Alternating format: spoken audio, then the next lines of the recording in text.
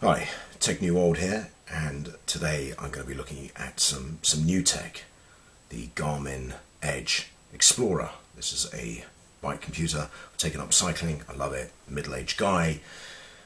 If I need to keep fit. I go out for a run. I'm all beaten up afterwards. I can't walk properly. Cycling's a lot. It's low impact, so I'm actually finding it better for me. It's a great sport.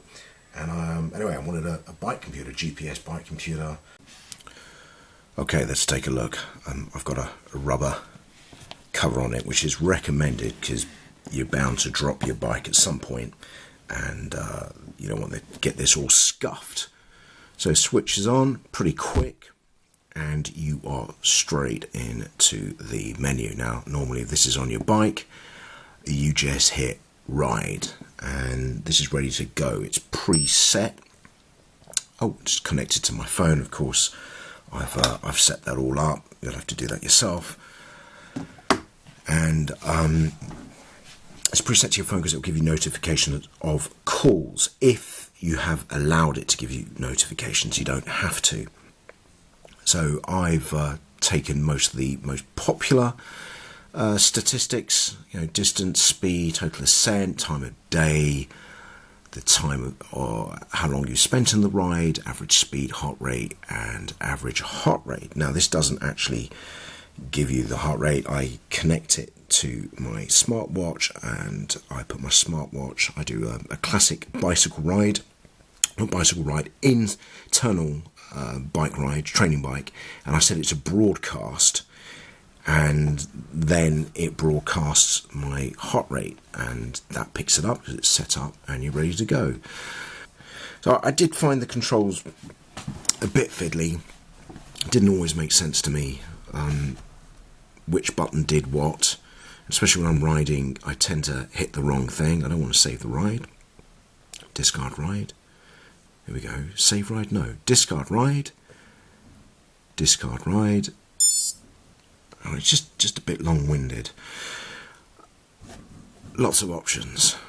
Where to. You can browse the map. This is where I live. Let's go back. You can search cities, intersections, lots of options. I'll even make recommendations. Can I actually input? Yeah, I can put in, let's say I wanted to cycle to Cambridge.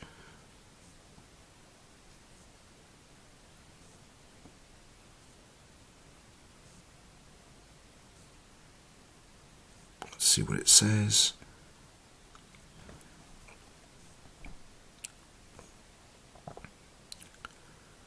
Searching, it doesn't take that long. There we go. Little Cambridge, that's the one. 70 kilometres, which I actually want to do. Hit ride. Okay, at the moment I don't have satellite communications because I'm in the house, so it's not going to be able to kick off straight away. So let's look in options. So we can see all the rides I've done. These are all being uploaded to Garmin. So when you get a chance, you just open up your Garmin app and it will sync.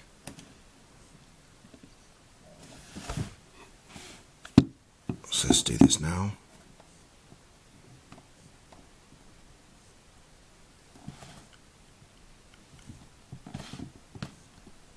Okay, I did a cycle ride today. As you can see, I did a quick one.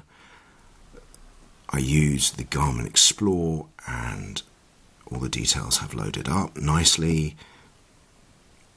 And the GPS of this ride came from the Garmin Explorer, not my watch. And then this all gets uploaded via the Garmin app to Strava. Okay, so setting up what you actually see you have to do through the Explorer, and I do find it a bit fiddly. Ride settings, data screens. So I should just have one. Screen 1, and we can see this is where popular. Let's have a look. What I've selected 8 out of a possible 10 fields, which is a lot. I mean, there's a lot of choice. So there's what I've selected, and it's predominantly just from a popular list. Unfortunately, you'll need. I don't have a device to measure cadence. That would be useful. So I do link it to my heart rate because I take the reading from my smartwatch. But there's lots and lots and lots of choice. So in speed alone, you got additional lap times. That's something you need. Timer, again, lots of stuff on laps, on the elevation, quite a lot of choice. I mean, there's so much information, and you can have multiple screens. I mean, the only problem is the multiple screens. It scrolls through it during the ride, and that is so distracting. You know, you just want one set of data and for it to stay there, and that's it. Otherwise, it just gets in the way. Show map only when navigating, and when I navigate, select number of data fields. 2. Trouble finding. Okay, I know that. So 2. There we go. So that's pretty good. So when you navigate, you can have speed. It's got heading as well. Maybe I will change to field. Can I select the different fields? What's in there? Okay, select a category. I would want distance. There you go. So speed and distance whilst you navigate. That's actually nice. And as long as it stays there. Right. Let's go back. How do I go back? See, I hit this button, it does nothing. Hit this button, and it wants to go straight for a ride. So it's kicked us off. That's really annoying. And you see how it just switched screen? Effectively, it's the same thing, but that happened mid-race. It's really annoying. All right, so now, just to get back, I'm going to have to close this out. Come on. I don't want to save ride. Discard ride. Okay. Some other nice things is you can course create a round trip. So you just leave your home and you just say the distance you want to do. So I don't have much time. I just want to do, let's say this morning, I want to go for a quick ride. So 15 kilometers, start location, current location, direction. You can choose where you want to go. I'm not going to, I'm going to let it just decide, and you ask it to find you a course. All I can say is I went on a 50-kilometer trip with this, and I wasn't that impressed where it took me. Its choice of roads was nothing, not that pleasurable. I mean, supposedly it's supposed to be smart, but you know, I was going along freeways. I mean, bike lane on a freeway, but it wasn't enjoyable. So I think maybe Google Maps would do a better job. Anyway, it's taking its time. Again, that could just be because I'm inside and it's having trouble connecting to the satellite. But anyway, I'll fast forward. So it's found a couple of routes for me. Check out Route 1. And it's a nice little loop-the-loop. That's quite nice. You know, that's quite nice. Let's have a look at the Route 2. Yeah, so, you know, nice. And you hit ride. Yeah, okay. During the ride, you can move between data screens. So I've lost the satellite, doesn't matter. So this is the original one I set up, and it should default to just this screen when I'm navigating and not go through the other one, because that's what I find really annoying, so distracting. So that's quite nice. What I did find when navigating is that if you left the route for whatever reason, it doesn't really recalculate your route. It wants you to go back on it, so that was frustrating. Now you can't actually move around the screen to see where you are as you would on like Google Maps on your smartphone. Now how do I get back? Oh, there we go.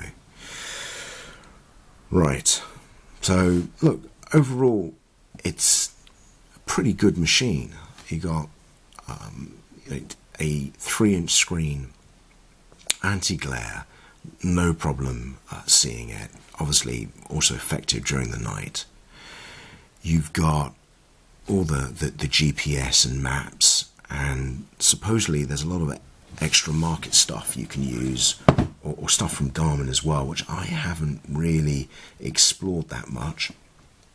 But you can download popular routes and things like that which have been tried and tested. Again, when you're on them, if you divert from them, the experience is not great. It's a little bit frustrating in the navigation system. But you've got all the support from Garmin. You've got 12 hours battery. It will connect to something like this on your bike. So on your handlebar through there, and then this will just sit on top. I recommend using a rubber protective case, and if you can, put a protective film on the screen. All basic precautions. You can pair it with your smartphone, so you've got various connected features. You can do live track with, I think, Strava, group track, whatever their products are called. There's a whole range of products called Varia. So what are they? The cycling awareness devices, like bike lights and rear view radars, if that's the sort of thing. If you're a daily commuter, that's going to be probably useful to you. Yeah, it's a good product. I think this lacks some functionality for the real extreme or expert riders who need things like power, but it will do cadence if you have the right sensors, which don't come bundled with this. Those are extras. Right, I'm hoping this has given you some colour. Let me just close this again, so I have to stop, or press start actually, lost, and then don't want to save, discard ride, yes. I think that's really all to show you. So that's the sensor, and that's telling me it's connected to this, which I've set up. Connected features, group track, see connection measure. I haven't set these features up, and I actually don't know how to use them. Widgets. Okay, I mean there's lots and lots and things. There's my missed notifications, there's my calls. Okay, you can't actually make a call through this Garmin Explorer, but you get some basic information. Well, what's it going to tell you? Voicemail. I haven't seen text messages, smart notifications, connected, contacts. Oh, here we go. Okay, right, if you get into trouble, someone can get hold of this and they can get some basic contact details. I'm going to have to delete that because it's got contact information, phone,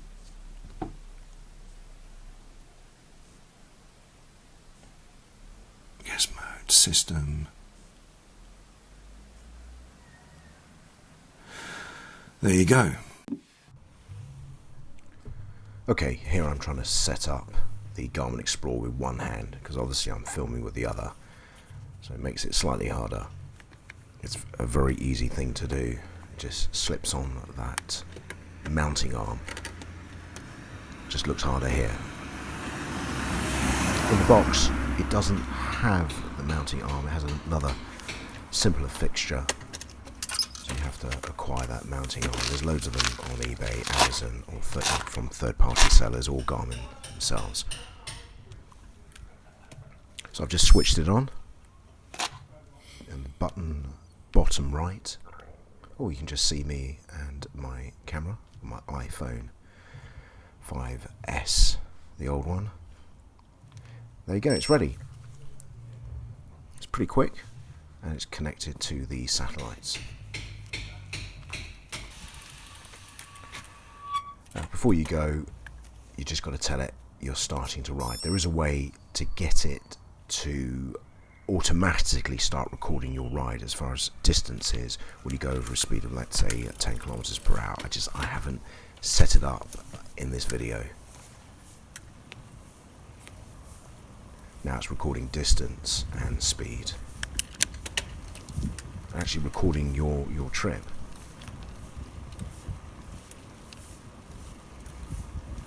Whatever I do here, it will be recorded on the map, and you could upload it to Garmin and of course Strava. Now sometimes the camera's not picking everything up. It is quite clear to see from you with your eyes. The sun is particularly strong today as well.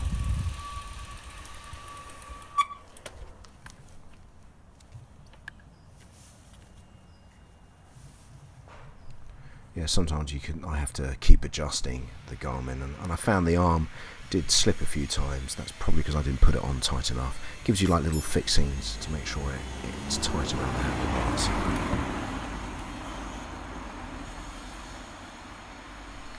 I'm now going to switch on the nav.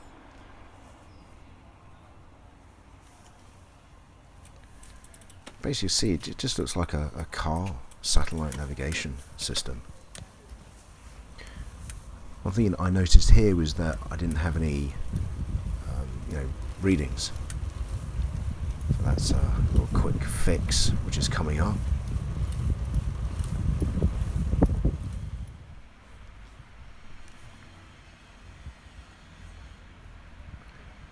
In fact, I think I'm just going through all of the settings. So screen 1. Generally, you look at the popular data fields, and you can have up to 10 on one page. So you want heart rate, average speed, average heart rate, etc. So for the data junkies, you can have 2 pages. That's too much for me, and it distracts me when it starts going through the pages whilst you ride. So I've done that. Now hopefully I'm going to fix also the sat nav screen. Not yet. There we go, I'm putting in a destination just to show you how it works. And again, the sat nav, and I didn't say this previously, I didn't make it very clear, the sat nav works quite well. Works very well, just like a car. It will take you, and it will reroute if you don't take the route which it tells you to take. It does it well, so no complaints.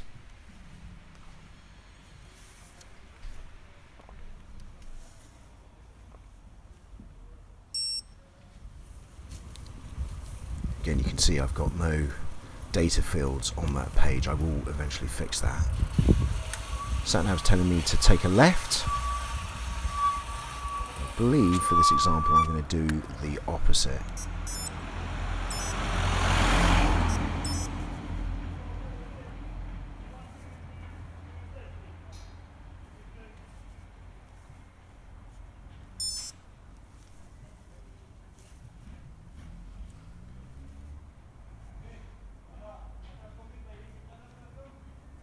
ride settings, data fields. On the maps, on the layout, I'm going to ask for 2 data fields, and there you go. I've got speed and direction. I'm going to change that. Let's have speed. 2 speeds. That's speeds and distance. That makes sense. And that's a much better page. You've got your sat nav, speed and distance. And that's distance travelled.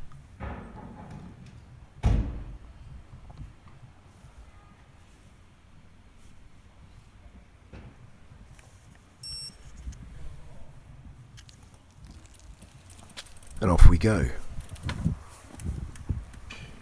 Like the Garmin Explore will beep, double beep when it comes up to a junction, so that is useful, and it's also annoying actually. I didn't actually find out whether you can change that default beep to a different sound. I actually forgot to tell the Garmin Explore that we'd started this trip, so you can see the distance is not being measured, and that's just force of habit, because previously I had this set up so it automatically starts recording a journey once you go over 10 kilometers per hour. The sat nav works well.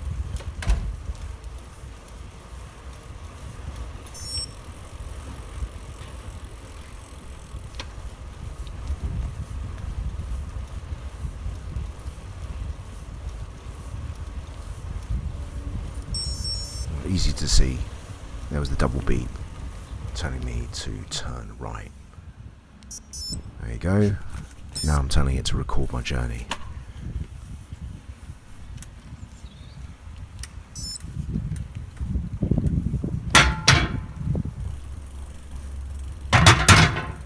Okay, you can see the bottom right meters travelled.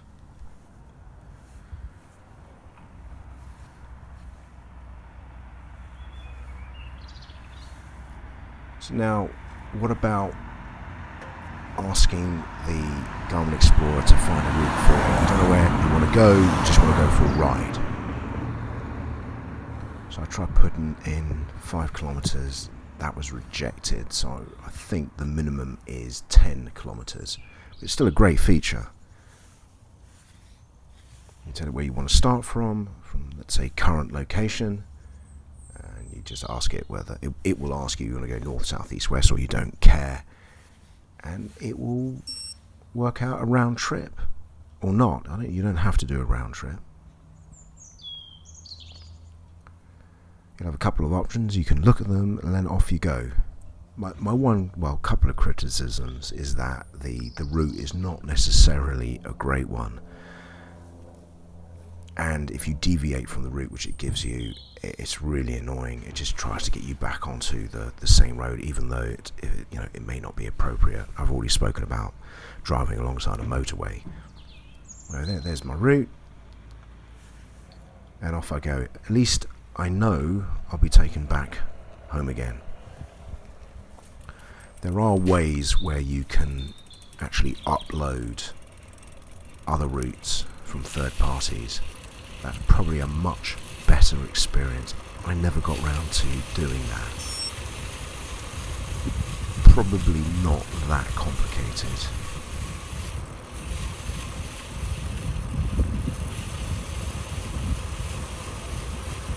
Again, you can see I forgot to tell it that I'm starting a journey, and it's actually not recording the distance travelled. However, the sat nav is following the route. And just here, I'm just showing how I connected my Garmin watch for heart rate. Okay, my conclusion on the Garmin Explorer. It's a good product.